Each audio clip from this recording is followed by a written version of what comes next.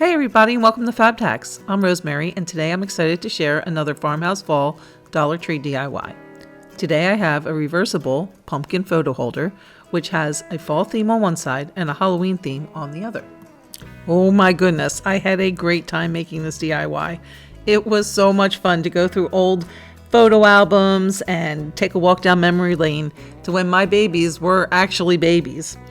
Of course, now the older two are in college and my youngest is a junior in high school. Time sure does fly, but crafts like these are a great way to take memories, preserve them, and make them part of your decor to enjoy year after year. Also seen here with the reversible photo holders are other DIYs from our Farmhouse Fall series, and I have supplied links to those in the description box below. Also in the description box is a complete material list for this project. As always, we'd like to thank our subscribers and all of those who have viewed, liked, commented, and shared our videos. Thank you for joining us in this journey and for your help in growing our channel. We love you guys and really appreciate your support. If you are not yet a subscriber and like what you see, please consider subscribing. We'd love to have you join the family. And with that, let's get started. Okay, so I started with these burlap covered pumpkins on a stand.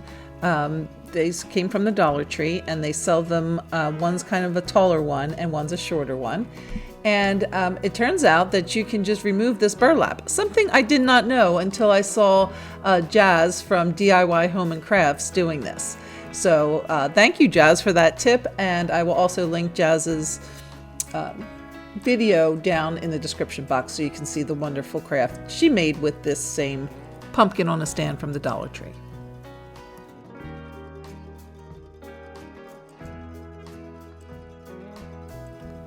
Once I had both of the burlap covers removed from both of the pumpkins, I just took some sandpaper and sanded off the top of the front of the pumpkin because it does have some adhesive still on it as well as a whole lot of glitter.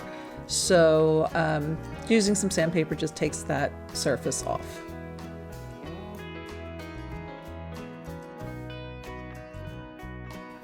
So then I just chose some coordinating scrapbook paper that would be both for the Halloween side and the fall side.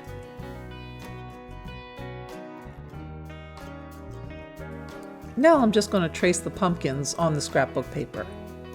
Because the stand is still attached, I had to elevate the pumpkins so that I could get a flat surface. I'm using a book here just because I wanted to keep it in the camera frame, but you could just use the edge of a table. And then I just repeated the process for the other pumpkin and the other pieces of scrapbook paper. Once I had all my pumpkin outlines, I just cut them out of the scrapbook paper. To apply the scrapbook paper cutouts to the pumpkins, I use Mod Podge. Now, I know there are different camps of Mod Podgers out there.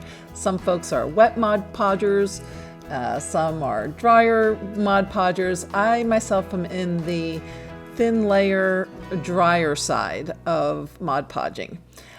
So you can see here that I'm putting on a little bit of a thick layer, but I'm going to thin that out a little bit once I make certain I have the surface covered properly. And this is just to give me a nice thin layer, not too wet, not too much excess Mod Podge on the surface. And then I even let it dry maybe for a few seconds too. I want it to just be thin on the drier side, but yes, of course, still tacky to hold onto the paper.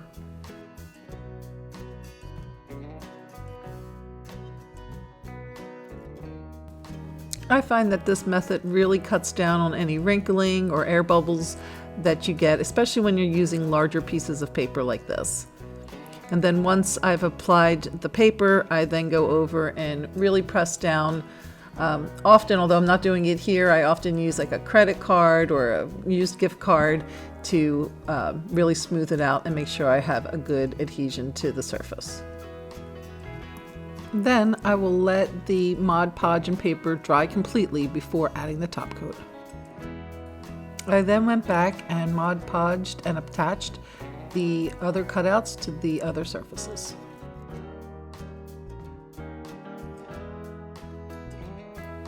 Let me know in the comments below if you prefer a more wetter Mod Podge method or a drier Mod Podge method.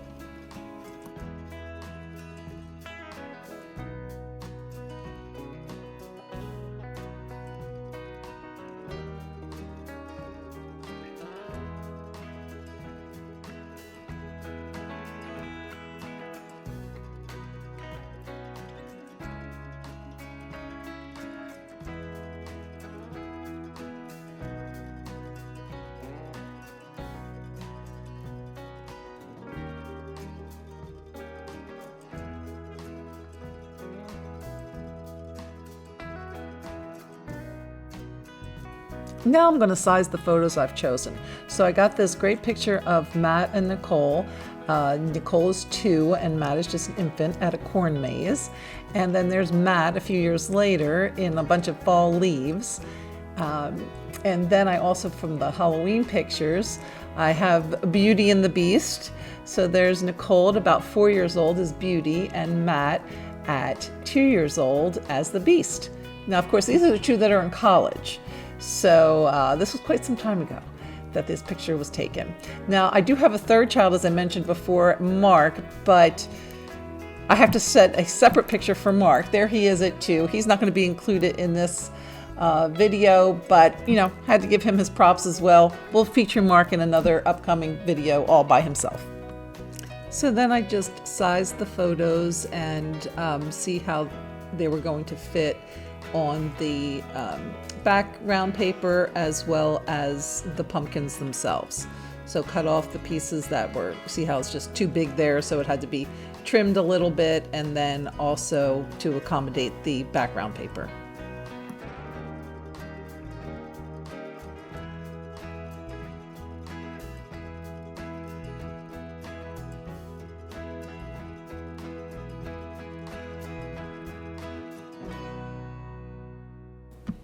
Now that the pumpkins were completely dry, I went ahead and added that top coat of Mod Podge.